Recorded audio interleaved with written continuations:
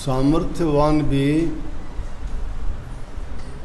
जब कोई काम अच्छा करे से जब भावना हो उसके दिल में। सामर्थ्यवान तो दुनिया में बहुत हैं, पैसे वाले बहुत हैं, लेकिन जब उनकी भावना नहीं है तो उनका पैसा किस काम आता है। अब इतनी वाणी सुनी थी, जिसकी जैसी सोच हो, वैसा ख्याल हो, वैसा है उससे ले लेगा। अगर देखा जाए तो सब कुछ कह दिया। संतों का तो एक एक वचन इस जीव को रास्ता दिखाने का, सुधार का और कल्याण का है, परंतु कोई माने जब न। अब भावना की बात यह कहते हैं, सामर्थ्य किसकी, किसी की पैसे लगाने की है, कोई तन की सेवा कर सकता है, कोई मन की कर सकता है। ऐसे ऐसे आदमी भी देखे, ले एक तो अपने आश्रम में दिखा दूंगा, उस लड़के की टांग पूरी को नहीं, एक टांग नहीं है उसकी, लेकिन उसकी भावना और उसका समर्पण देख लोगे तो दूसरे आदमी उसका मुकाबला नहीं कर सकते। सर्दी हो, गर्मी हो, बरसात हो, बगीचे में आपको काम करता मिलेगा। कोई भी काम हो, उस काम में फड़ाक देसी सबसे पहले जाएगा। और जो कामचोर हैं, जिनकी भावना नहीं हो, मुंह छिपाते फिरेंगे, या वो क्या करेंगे, एक दो आदमी ने और लगा लेंगे, क्यों न अपना टाइम पास करने के लिए बात करने वाला चाहिए। लेकिन उसकी ये भावना है, वो हमेशा सेवा में तत्पर रहता है। छोटा सा प्रसंग, जब वे माता सीता को रावण ले चुरा के ले गया, पता लग गया, हनुमान जी ले आए पता कि माता सीता को लंका पति रावण लेके गया है। अब लंका में पहुंचने के लिए एक दो नहीं, पूरी सेना को जाना चाहिए, क्योंकि लड़ाई करनी है। लड़ाई में रावण की सेना से मुकाबला करने के लिए सेना भी ताकतवर होनी चाहिए, संख्या बल भी बहुत ज़्यादा होना चाहिए, नहीं तो दूसरे देश में जाके लड़ाई करना आसान नहीं है।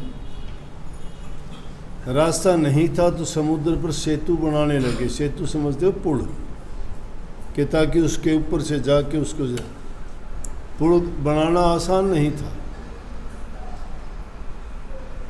लेकिन कहते हैं कि वो तो लीला श्री राम की थी। उन्होंने क्या खेल था, क्या परीक्षा थी, किस प्रकार से लोगों को जांचना था, किस प्रकार से जीवों का कल्याण करना था। और बंदर भालू क्या कोई सेना में काम थोड़े करते हैं। बंदर तो बड़े बनाए काम को बिगाड़ देगा। लेकिन श्री रामचंद्र जी की सेना में उन्होंने अच्छे काम कैसे किए। बंदर नहीं थे वो, बंदर जैसी शक्ल थी, जंगल में रहने वाली जाति ऐसी थी। वो इंसान थे, उनमें समझ थी, अकल थी। उनके भी राजा थे, उनकी भी सेनाएं थी, उनमें बल था, बुद्धि थी। ये ना सोचना कि बंदरों को मान लेते, बंदर उनकी शक्ल के हैं इसलिए उनको बंदर मानते, वो बंदर नहीं थे। तो एक तो ये भ्रम निकाल देना चाहिए। हमारे यहाँ परिपाटी है, कोई चीज़ कहनी किसी ने शुरू कर दी ना, उसको वैसे ही बोलना शुरू कर देते हैं। लेकिन पुल जब बनाना ही था तो उसके ऊपर कैसे उसके पार जाया जाए। पुल कैसे बने, बड़े बड़े पत्थरों को उठा के, बड़े बड़े वीर योद्धा थे वो जंगली जातियों के, ऐसे ऐसे जिनको बंदर भालू ही कहो अब तो, उन्होंने पत्थर रखने शुरू कर दिए। किस बात पे? उनके मन में श्री राम के प्रति इतनी आस्था और विश्वास था कि हम उनका नाम लेके जो काम करेंगे वो सारे काम होंगे। उसी के काम को करने के लिए उसी का नाम लेके करते और कहते हैं कि उन्हीं ताकत से ये काम हो रहा है। कितनी सत्यता है इस चीज़ में, गौर करते नहीं इस बात की। गुरु और क्या कहता है शिष्य को? गुरु यही तो कहता है, साधारण रूप में कहता है कि ध्यान करो गुरु का करो। क्यों करो गुरु का ध्यान? उनने क्यों रामचंद्र जी का नाम लिया था? रामचंद्र जी में कह देते इतनी ताकत है तो किला ही बना देगा। लेकिन उनका कल्याण करना था, उनको सेवा का अवसर देना था, उनके मन में यकीन दिलाना था। तो वो जो पत्थर श्री राम का नाम लेके रखते हैं, पुल बनाते हैं, तो उसी टाइम क्या देखते हैं कि एक गिलहरी जानते हो ना, किलकाटो बोलते हैं अपनी भाषा में। एक गिलहरी आती है, समुद्र में जाके पानी में नहाती है, भीगती है और बाहर आके मिट्टी में लौटती है और पूरे शरीर को मिट्टी में लौट के फिर समुद्र में चली जाती है और समुद्र में जाके फिर भीगती है और फिर वापस आके मिट्टी में फिर लौटती है। श्री रामचंद्र जी वहाँ खड़े खड़े इस कोतक को देख रहे हैं और इस कोतक को देख के गिलहरी से कहने लगे, रोक के उसको बोला कि आप क्या कर रहे हो ये? कि मैं मिट्टी अपने शरीर पे और तो मेरे पास कोई तरीका नहीं है, लेकिन मैं भी इस पुल के बनाने में अपना योगदान देना चाहती हूँ। और वो योगदान मैं कोई ये नहीं कि मिट्टी उठा के डाल सकूँ या कोई पत्थर उठा के रख सकूँ। मेरी सामर्थ्य इतनी ही है और उसके लिए मैंने तरीका ये निकाला है, मेरे शरीर के बाल गीले हो जाते हैं, बाहर जाते हूँ मिट्टी चिमट जाती है, आके वो मिट्टी चाहे 4 कण डालो, लेकिन मेरा योगदान रहेगा कि ये पुल बनाने में योगदान रहेगा मेरा। इसी प्रकार से संतों ने भी सेवा का एक तरीका बताया सत्संगियों को कि अगर हम मिल के कोई भी काम करते हैं तो चाहे उसमें हमारा नमक मात्र भी योगदान क्यों ना हो, लेकिन योगदान में हमारा उसमें नाम तो होता है। करने वाला तो एक ही आदमी होता है, लेकिन सहयोग करने वाले अगर आदमी करते हैं, वो कोई भावना से, कोई शरीर से, कोई धन से और कोई अपने विचारों से, कोई जबान से बोल के दूसरे लोगों की जो हौसले अफजाई करता है, वो भी सच्चे रूप में सेवा कर रहा होता है। सेवा ये ज़रूरी नहीं है। और यही बात नहीं रुक जाती, भावना की बात देखो। यही बात जब रावण के पास पहुंचती है लंका में और वहाँ जा कहते हैं, सब लोग कहने लगे कि बोलो रावण के दरबार के लोग, उसकी ही जो प्रजा के लोग हैं, वो आके कहते हैं कि आप भी कुछ करो ना। जब रामचंद्र उसके ऊपर पुल बांध के आ रहा है तो इसका मतलब वो तो बहुत शक्तिशाली है। आप में ये शक्ति नहीं है क्या? आप क्यों नहीं बनाते पुल? अब रावण ने भी रीस में आके कह दिया, क्यों, मैं भी बना सकता हूँ, कौन कहता नहीं बना सकता। बोला कि आप भी इस तरह से पत्थर जल में तैरा सकते हो? बोला हाँ, जब ये कोई मुश्किल बात थोड़ी है, मैं भी तैरा सकता। उसने बात तो कह दी। अब वो भी क्या करता है कि अगले दिन जाता है, पत्थर उठाता है, समुद्र में जाके पत्थर रखता है, पानी में पत्थर रखता है, देखता है तो उसके लोगों ने भी देखा तैर रहे हैं पत्थर। उनको यकीन हो गया भाई रामचंद्र जी का मुकाबला कर लेगा ये तो, क्योंकि उसने भी जो पत्थर तैरा दिए, ये भी पत्थर तैरा है, तो कोई उससे कमज़ोर दुर्बल नहीं है, इसमें भी शक्तियाँ हैं। प्रजा को यकीन दिला दिया। लेकिन जब घर आया तो मंदोदरी पूछने लगी कि ये बताओ आप, ये कौन सी शक्ति थी कि आपने पत्थर तैरा दिए? मैं जानती हूँ कि आप में शक्ति नहीं, आप नहीं तैरा सकते। आपने बहुत कुछ शक्तियाँ हासिल की हैं, लेकिन ये शक्ति आप में नहीं है। फिर आपने पत्थर कैसे तैराया? बोला वो जब राम लिख के पत्थर तैराता है तो मैंने रावण, बोला तूने रावण लिख के कैसे तैरा दिया? बोला मैंने पत्थर तो रावण का नाम लिख के रखा, लेकिन मैंने उस पत्थर को कह दी थी तुझे कसम है श्री राम की कि अगर डूबा तो। भावना और भक्ति, राम की पूजा करी रावण ने भी। विश्वास उसी का रख के कहे कि अगर तुझे दुहाई है श्री राम की, अगर तू डूबा तो पानी पे तैरना। असल ये तो ये थी कि पानी पर तैरा। तो भावना प्रधान है। जिस इंसान की भावना नहीं है, विश्वास नहीं है, श्रद्धा नहीं है, कुछ नहीं मिला करता है। विश्वास को दृढ़ करके जो इंसान रखता है उसके अंदर दया भी होगा, प्रेम भी होगा, भक्ति भी होगी, सेवा भी होगी, उसका सब कुछ अच्छाई की तरफ उसका रुझान हो जाएगा। लेकिन एक आदमी अगर एक बार लाइन से हट जाता है ना, फिर तो उसका समझो उसकी वो हालत होती है जिस प्रकार से रास्ते को छोड़ के जंगल में कोई घुस जाए, फिर भटक जाता है, रास्ता मिलना मुश्किल है। और उसके साथ फिर क्या गुजरती है कि या तो उसको जंगली जानवर पाड़ लेंगे या वो घूमता घुमाता टक्कर खा खू के इधर उधर को, और अगर ज़िंदगी बर्बाद कर लेगा।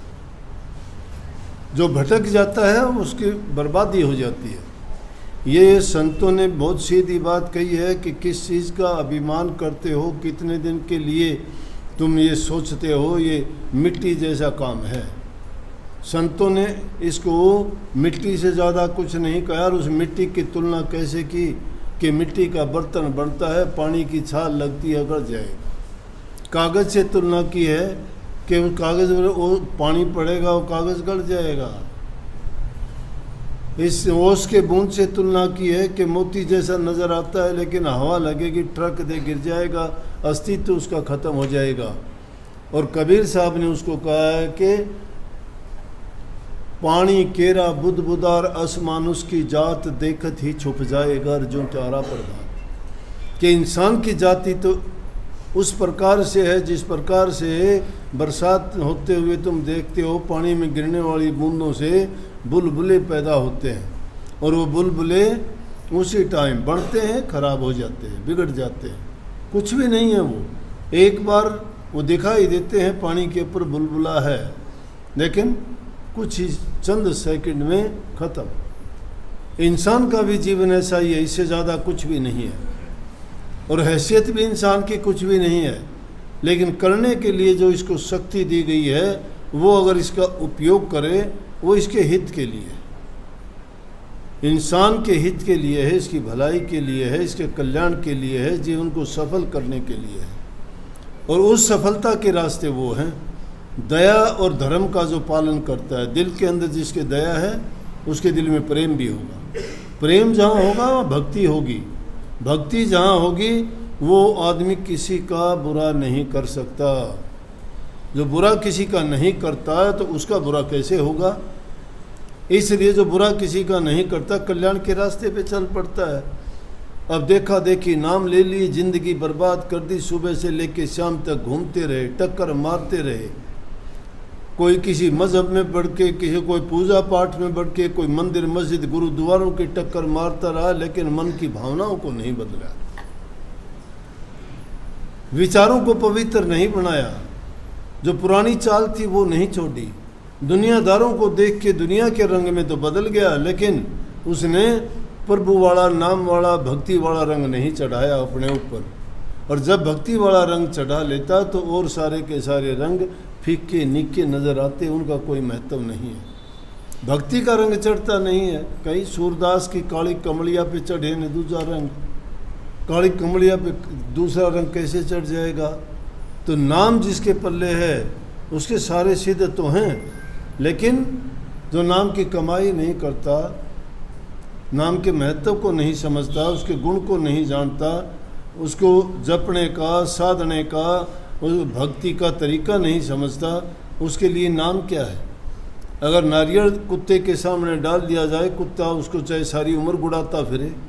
नारियल तो है, अच्छा भी है, उसके अंदर अमृत जैसा पानी भी है, लेकिन क्या करेगा, उसको तोड़ नहीं सकता, तरीका नहीं है उसके पास।